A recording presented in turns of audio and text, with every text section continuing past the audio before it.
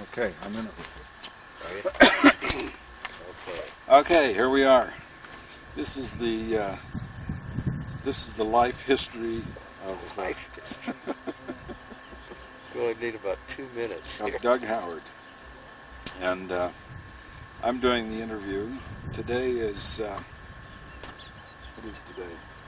Sunday It is Sunday. It's 1998, of Labor Day. Labor Day. No, Sometime Decoration Day. sometime in May. It's like 23rd, 24th. It's Memorial Day. Memorial Sunday. But I'll tell you what I'd like to do. I'd like to just start out and have you start at your the first memories that you've got of growing up and, in Holiday. And Well, it's kind of hard. My memory isn't that good. But we lived on a farm in Holiday. It's at the end of Wander Lane.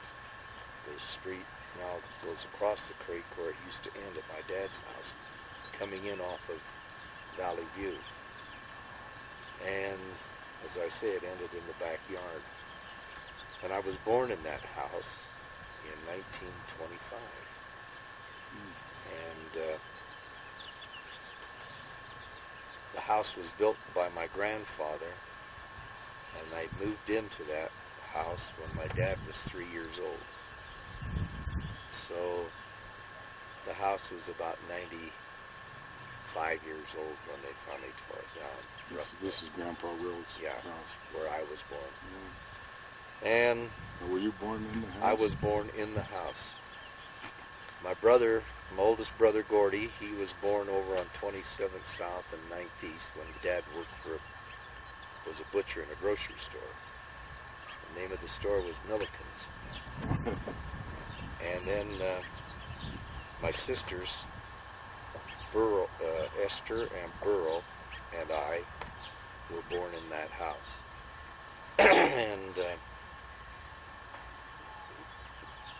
but my earliest recollections of being there was when I was just a little kid, just a youngster, and going out with my dad to milk the cow out to the barn. I could still remember that. I was just a little guy. Then I can remember.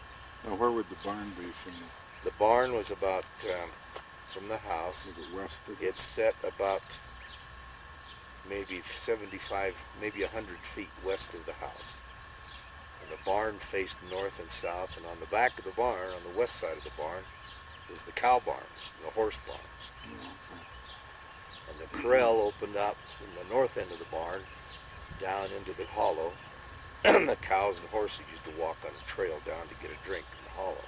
And on the south side of the barn, there was a space between chicken coops and the barn that we could drive the wagons into to unload the hay into the barn.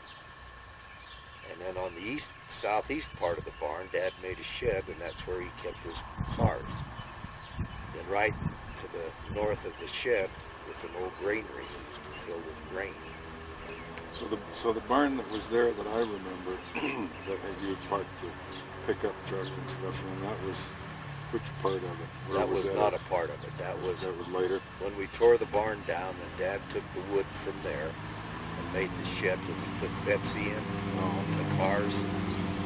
And also that doubled later on in my years, doubled as my bedroom in the summertime. I moved out about in May when school was out, and I slept in that top of that barn, or the garage as we called it, in the top there with my dog.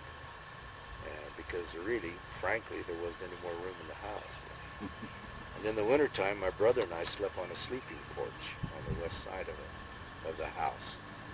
And then in the summertime, as I said, I moved up to the top of the barn, and my brother left home when he was 17. So that was where I slept, was at the top of that old barn that you remember, the garage. I had a ladder in there that my dog Tip would climb up that ladder with me every night and sleep on the foot of the bed. And I had a crystal set that I'd made with an old pair of earphones and I'd go to bed with that crystal set on. Tune in. So I couldn't hear all the noises that were out there, you know. I'd tune in that, and then old Tip would be there as my guardian, you know, he guarded me, I thought. So And how that went old on you- until I was about 16, 15, 16.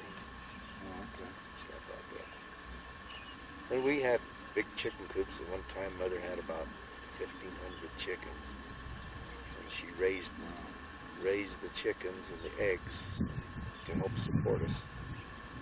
During the Depression, we sold the eggs to Draper Feed, Draper Eggs, and also Dad, we had a paper out, and that helped us to help the family income, which was pretty tough during the Depression. People did a lot of things to support their family. We had 5 kids in our family, and my grandmother lived with us, and my Uncle John, he lived there in the front room. John Mulholland.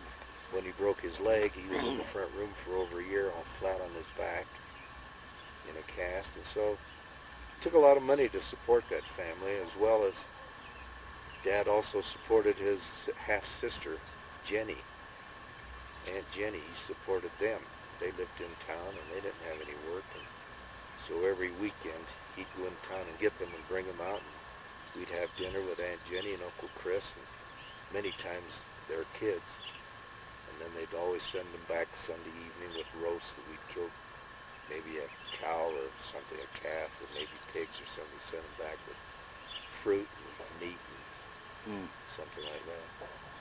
But it was a great childhood. I grew up there, and I worked with my dad nearly every day on the farm.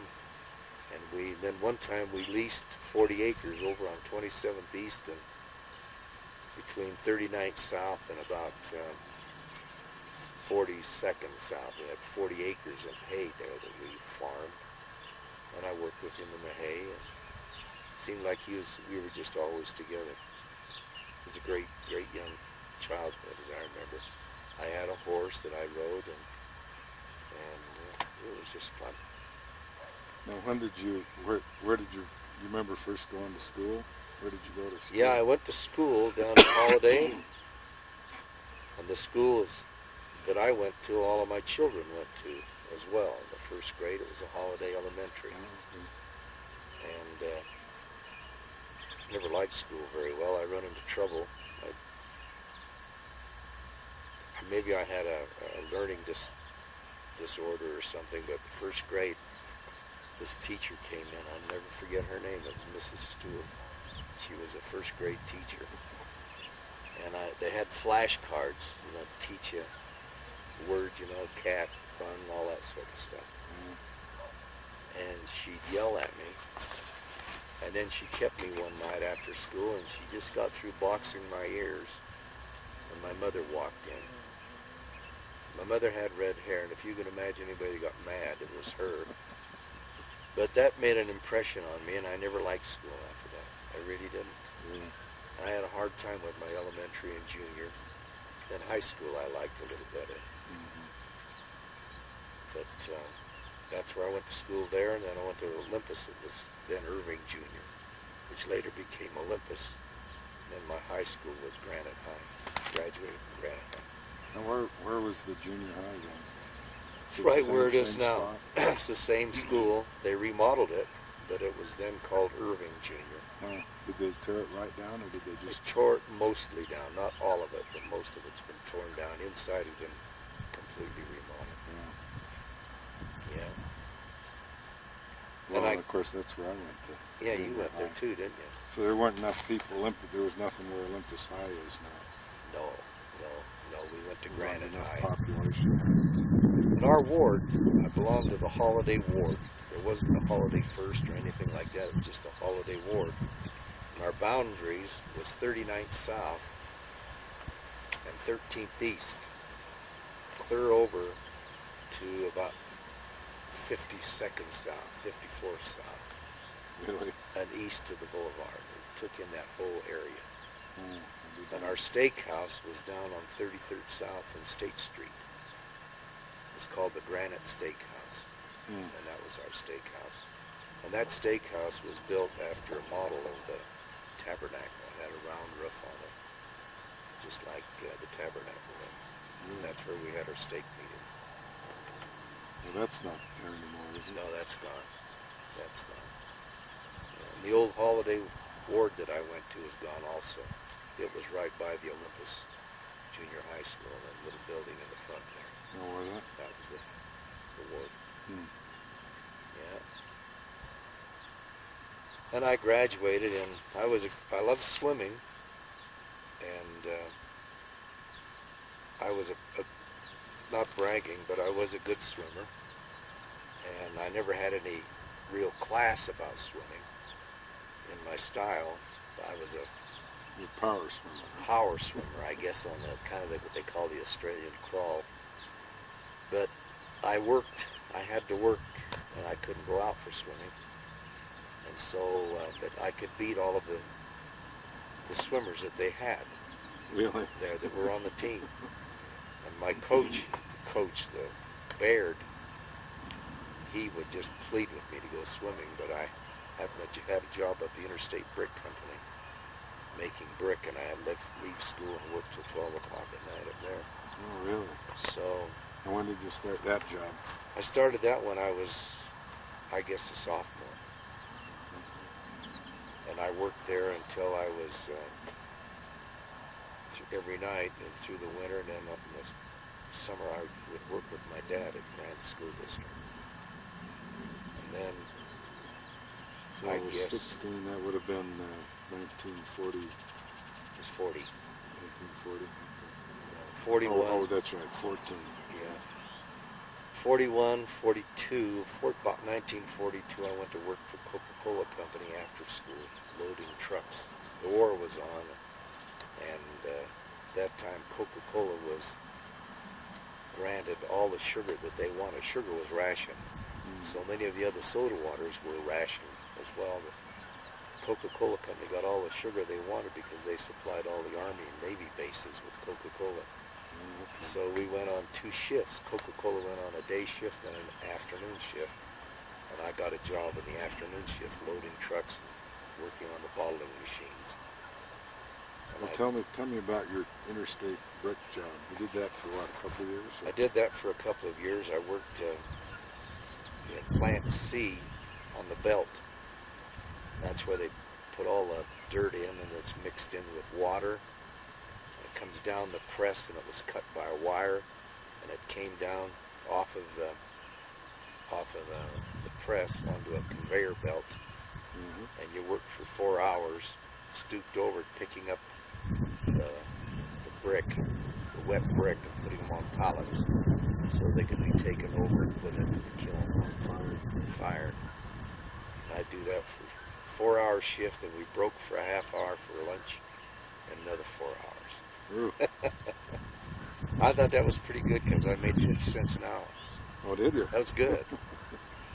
Going to school, 50 cents an hour, and I'd give my mom, I think, $5 a week, and probably borrowed 10 back. Did But yeah, it was so now, so where Interstate Brick was just over there on Interstate Brick was on about 13th, about 12th east and 33rd south. Right, just so over the old 30th. Interstate. Yeah, it's right there where the Brickyard was. Plaza is. There's Yeah. still some old smokestacks there. My dad worked there when he was 12 or 13 years old, 14 years old as well. Oh, really? Yeah. And how did you get over there? Did you walk over or ride a horse? Rode a bike. Rode your bike? Rode a bike, yeah. In school, I would go up from school at the end of school, and there was another guy that worked out there on that shift, and he brought me home at night.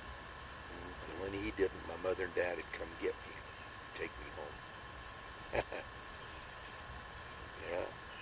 But I used to help my dad too when he got a job as a janitor out to Plymouth, which was in Taylorsville for the Grand School District. Mm-hmm. He had a job out there as janitor cleaning that building, and many times after school I'd go home and ride my bike out to Taylorsville to help him sweep the school, and then he'd bring me home at night. You get home about 8 or 9 o'clock. We did that quite a bit. I rode from Holiday to Taylorsville quite a bit on my bike. You do? It's just nice to ride back. I guess. Yeah. Yeah, well, I was helping them out, you know. You just kind of feel like, you're helping with the family. For the family. We had a great time when I was growing up. We had a canal up above us that we'd go swimming in, and a bunch of guys we'd meet up in the evenings up there and build a big bonfire and go swimming in the canal in the old Utah Lake water. And even sometimes over maybe a little moonlight requisition, we'd catch a chicken, Okay. barbecue a chicken up there, and boil some corn off of some neighbor's corn patch, and go swimming. And my sister, a lot of times, no, not a lot of times, but once in a while, her and her friends would come up, and of course we went swimming in the nude. Which sister was this? Burl. Oh, okay. And she'd come up and we'd all jump in the water and hide, so they couldn't see us. And her and her friends would grab our clothes and hide them down in the hollow. So this canal was east of the... It's east of our place. It's still there, still running water all the time. We had a place we called the Bend, where the canal came down and made a sharp bend, and we'd rock up one part of it so it was deeper, maybe 4 or 5 feet deep. And we'd climb out over a tree and dive off a limb into this little canal. And I think that canal was used in many instances as people would throw their old garbage in it, rabbit droppings, old dead cats and things like that. But This that didn't sounds seem like- to bother us. Sounds like my dad's story of swimming in the canal. Yeah, didn't So- bother us. You'd be swimming and a dead pig would come floating by. You know that happened one time, Jim? This pig come down, we were all laughing, and we got up in the tree and see who could dive underneath it without touching it. Oh.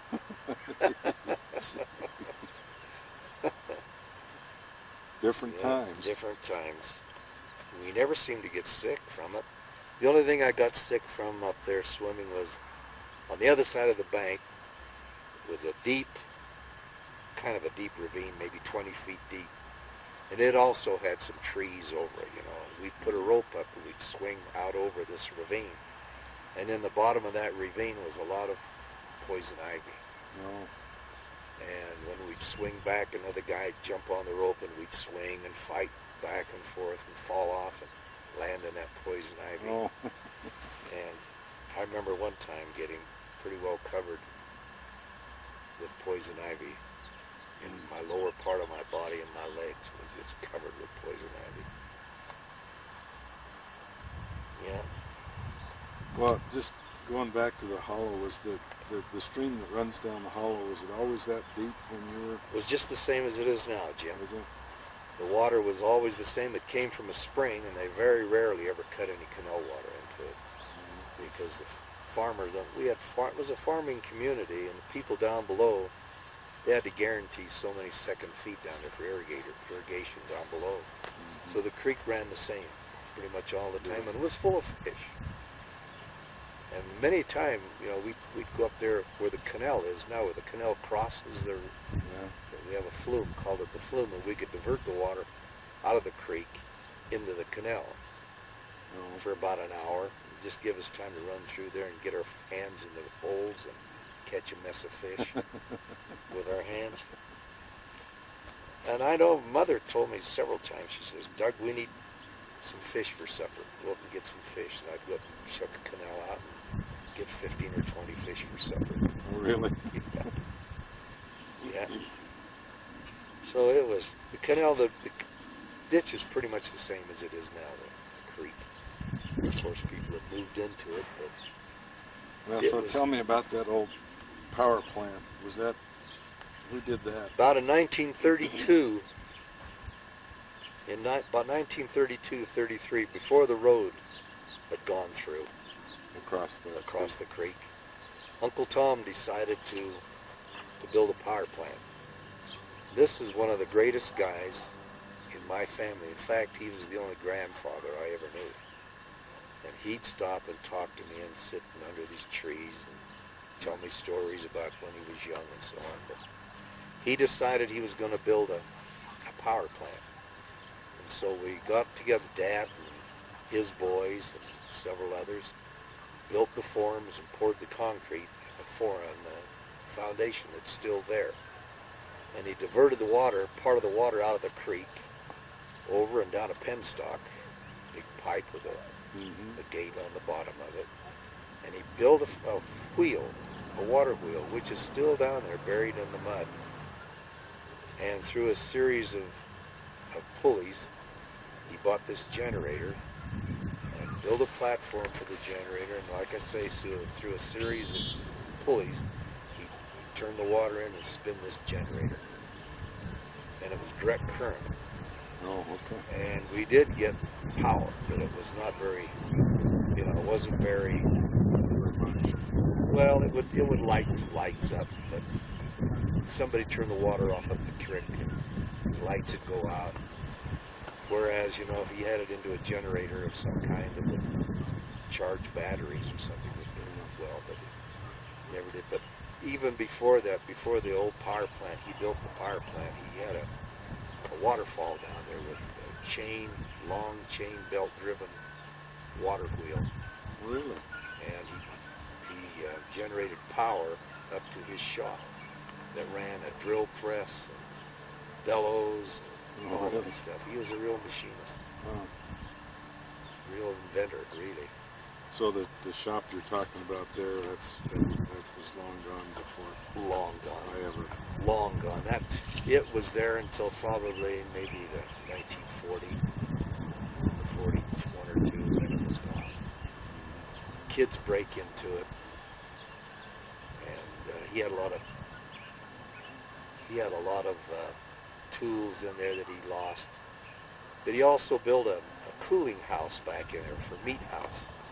And it's still there. It has their cement walls and a cement roof, and he put hooks in there to hang beef. When he killed beef, he'd hang the beef down there because it was a real cool place.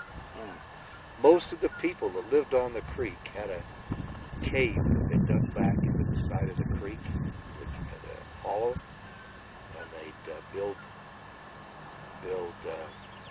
cupboards in there, and that's where they had their meat and their milk. We had one right by the side of our house that Dad dug back into the side of the hollow. Oh, really? And we Just kind of a natural. Yeah, we haul the milk down and put it on shelves in there, and he had screens in the door so nothing much could get in. Nothing bigger than a mouse. So, we used to have a lot of fun in that hollow, I'll tell you. Playing hide and seek and all that sort of thing. Well, we had some fun with the rope over there We had a lot of fun a with few that. years ago. There was a big swing up above my place, way up, almost directly across from where our swimming hole was. It was in a big cottonwood tree, and you could get up on the one side of the bank and swing clear out across the creek, way out there. It was huge. It was really a huge swing. Really. A lot of kids got hurt on it. They'd fall and break their arms or something on it, but no one seemed to care, You got a broken arm, okay, Today you couldn't get away with that.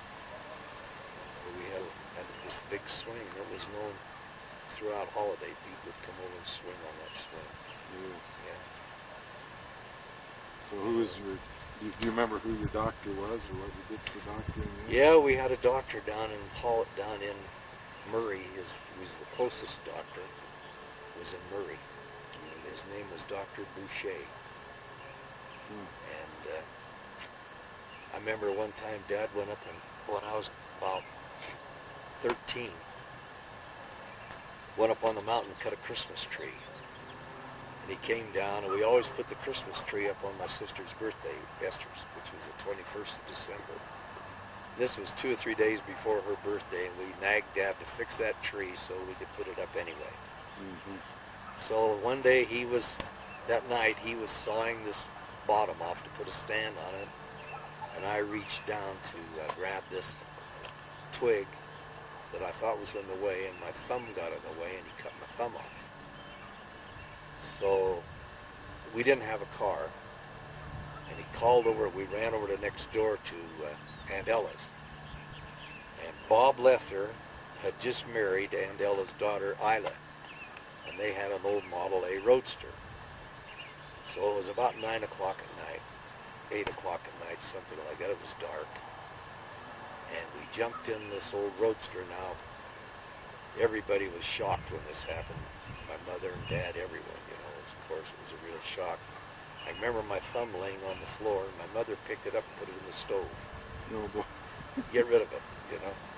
And then we wrapped my arm in some big pieces of cloth and kind of shut the blood off, you know.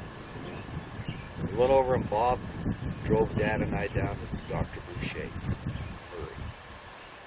And he stopped the bleeding, and then the next day or two he went down and he said, I'm going to try something. I'm going to have to take your thumb off, clear where it hooks onto your hand, or else I'm going to try this new thing of grafting.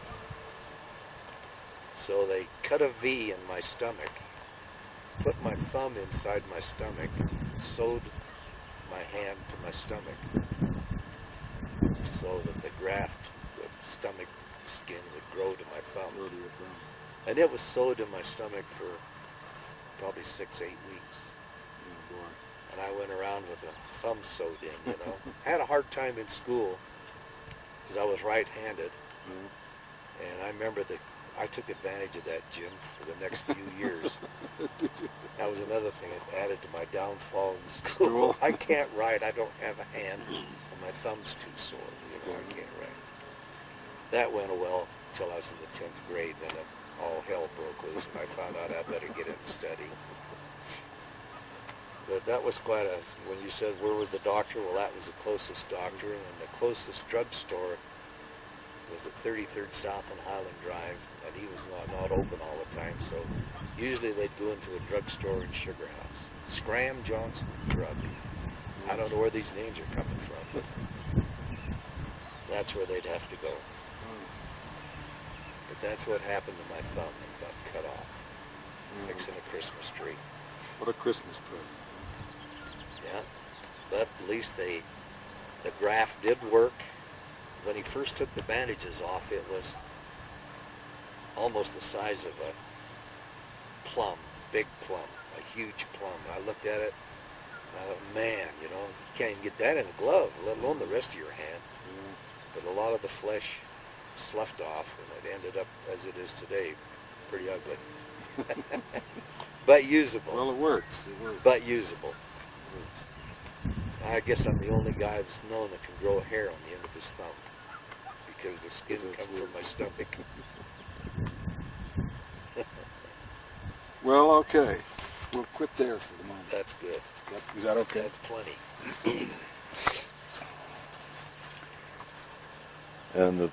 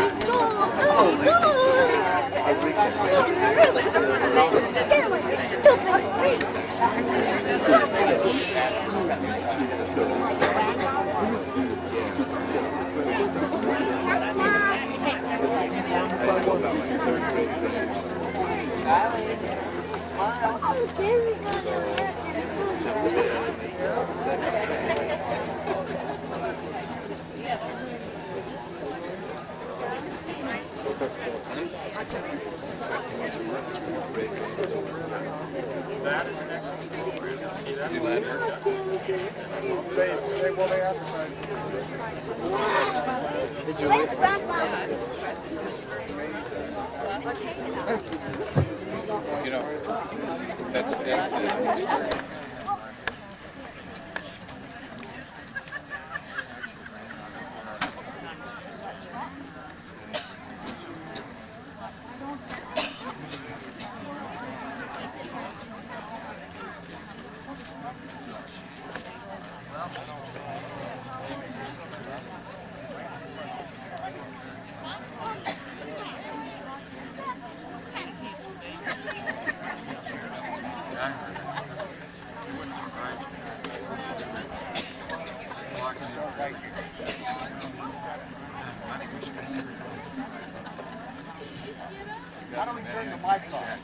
Off? Yeah, right there on the Right here. switch right on the top. No, I'll just turn it off here.